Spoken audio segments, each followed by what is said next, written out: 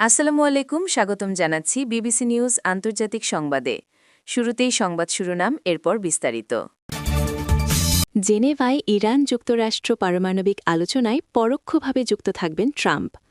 সুদানে বাজারে ড্রোন হামলা, নিহত ২৮। তেলেঙ্গানায় ভোটে হেরে টাকা ফেরত নিতে ভোটারদের বাড়িতে হানা। রোড আইল্যান্ডে হাই স্কুলে বন্দুক হামলা, নিহত ২। দর্শক, এতক্ষণ শুনছিলেন সংবাদ শিরোনাম। এখন বিস্তারিত। আপনি যদি ইসরায়েলের ধ্বংস চান এবং মুসলিমদের পাশে থাকেন, তাহলে ভিডিওতে লাইক করে চ্যানেলটি অবশ্যই সাবস্ক্রাইব করে দিবেন এবং আপনার মূল্যবান মতামত অবশ্যই কমেন্টে লিখে জানিয়ে দিবেন। এখন বিস্তারিত। জেনেভায় ইরান যুক্তরাষ্ট্র পারমাণবিক আলোচনায় পরোক্ষভাবে যুক্ত থাকবেন ট্রাম্প। মার্কিন প্রেসিডেন্ট ডোনাল্ড ট্রাম্প জানিয়েছেন, সুইজারল্যান্ডের জেনেভায় ইরান ও ওয়াশিংটনের মধ্যে অনুষ্ঠিতব্য গুরুত্বপূর্ণ দ্বিতীয় দফার পারমাণবিক আলোচনায় তিনি পরোক্ষভাবে যুক্ত থাকবেন। এক প্রতিবেদনে মঙ্গলবার ১৭ ফেব্রুয়ারি এক প্রতিবেদনে এ তথ্য জানিয়েছে কাতার ভিত্তিক সংবাদ মাধ্যম আল জাজিরা।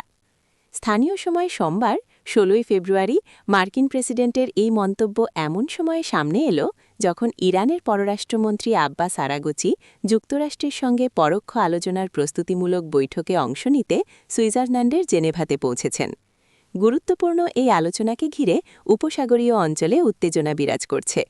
এরই মধ্যে অঞ্চলটিতে যুক্তরাষ্ট্র সেখানে দ্বিতীয় একটি বিমানবাহী রণতরী মোতায়েন করেছে। অন্যদিকে ইরানের সর্বোচ্চ নেতা আয়াতুল্লাহ আলী খামেনি সতর্ক করে বলেছেন, ইরানের উপর যে কোনো হামলা আঞ্চলিক যুদ্ধের দিকে পরিস্থিতিকে ঠেলে দিতে পারে। প্রেসিডেন্ট ট্রাম্প এয়ারফোর্স ওয়ানে সংবাদমাধ্যমদের বলেন, মঙ্গলবারের আলোচনা অত্যন্ত তাৎপর্যপূর্ণ। সুদানে বাজারে ড্রোন হামলা, নিহত ২৮। সুদানের মধ্যাঞ্চলীয় কর্দোফান অঞ্চলের একটি বাজারে ড্রোন হামলায় অন্তত ২৮ জন নিহত হয়েছেন। এছাড়া আরও বহু মানুষ আহত হয়েছেন বলে একটি মানবাধিকার সংগঠন জানিয়েছে। বেসামরিক নাগরিকদের ওপর সহিংসতা পর্যবেক্ষণকারী সংগঠন ইমার্জেন্সি লয়ার্স সোমবার এক বিবৃতিতে জানায়, উত্তর কর্দোফান রাজ্যের সোদারি শহরের আল সাফিয়া বাজারে ড্রোন হামলা চালানো হয়। রবিবারের ১৫ ফেব্রুয়ারি এই হামলার সময় বাজারে অনেক মানুষ উপস্থিত ছিলেন, যার ফলে মানবিক বিপর্যয় আরও ভয়াবহ আকার ধারণ করেছে বলে সংগঠনটি উল্লেখ করে। তাদের আশঙ্কা, হতাহতের সংখ্যা আরও বাড়তে পারে। সংগঠনটি জানায়, হামলার সময় বাজারে নারী, শিশু ও বৃদ্ধসহ অসংখ্য সাধারণ মানুষ উপস্থিত ছিলেন। তেলেঙ্গানায় ভোটে হেরে টাকা ফেরত নিতে ভোটারদের বাড়িতে হানা ভারতের তেলেঙ্গানা পৌরসভা নির্বাচনে। মাঞ্চেরিয়াল পৌর কর্পোরেশনের ৯ নম্বর ওয়ার্ডে এক নজিরবিহীন ও চাঞ্চল্যকর ঘটনা ঘটেছে। নির্বাচনে পরাজয়ের পর ভোটারদের দেওয়া টাকা ফেরত নিতে বাড়ি বাড়ি হানা দিচ্ছেন এক বিজেপি প্রার্থী ও তার পরিবার।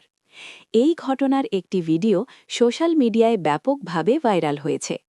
মাঞ্চেরিয়াল পৌর কর্পোরেশনের ৯ নম্বর ডিভিশন থেকে বিজেপি প্রার্থী হিসাবে ২০২৬ সালের নির্বাচনে প্রতিদ্বন্দ্বিতা করেছিলেন জাডি তিরুপতি। তবে ফলাফল ঘোষণার পর দেখা যায়, তিনি কংগ্রেস প্রার্থীর কাছে মাত্র ১৬ ভোটের ব্যবধানে পরাজিত হয়েছেন। এই সামান্য ব্যবধানে পরাজয় মেনে নিতে পারেননি তিরুপতি ও তার পরিবার। তাদের অভিযোগ, অনেক ভোটার টাকা নিয়েও তাকে ভোট দেননি।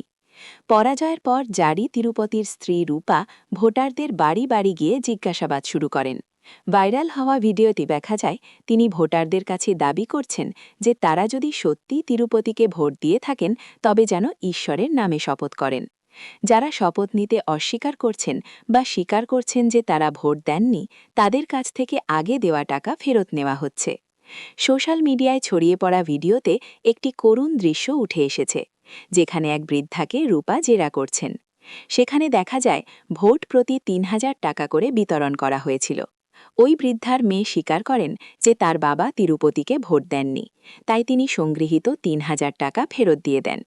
তবে তিনি নিজে ভোট দিয়েছেন দাবি করে নিজের ভাগের টাকা ফেরত দিতে অস্বীকার করেন।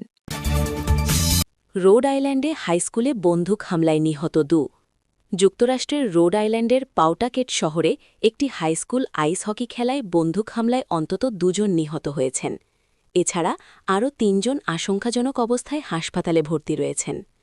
পাউটাকেট পুলিশ প্রধান টিনা গোনকালভোস স্থানীয় সময় সোমবার ১৬ ফেব্রুয়ারি এক সংবাদ সম্মেলনে জানান, সন্দেহভাজন হামলাকারী গুলি চালানোর পর নিজেই আত্মহত্যা করেছেন বলে প্রাথমিকভাবে ধারণা করা হচ্ছে। তিনি আরও বলেন, এটি সম্ভবত লক্ষ্য করে করা হামলা। মনে হচ্ছে এটি পারিবারিক বিরোধের জের ধরে ঘটেছে। তবে তিনি সন্দেহভাজন ব্যক্তি বা নিহতদের সম্পর্কে বিস্তারিত কিছু জানাননি। কর্তৃপক্ষ জানায়, স্থানীয় সময় দুপুর 2:28 প্রথম জরুরি কলটি পাওয়া যায়। তদন্তকারীরা এখনও হামলার আগে কী ঘটেছিল তা খতিয়ে দেখছেন। সংবাদমাধ্যম প্রভিডেন্স জার্নালের এক প্রতিবেদনে বলা হয়েছে, একটি ভিডিও ফুটেজে প্রায় 6 সেকেন্ডের মধ্যে দ্রুত প্রায় 13টি গুলির শব্দ শোনা যায়। এরপর প্রায় 11 সেকেন্ড পর ক্যামেরার বাইরে থেকে আরও একটি গুলির শব্দ শোনা যায়।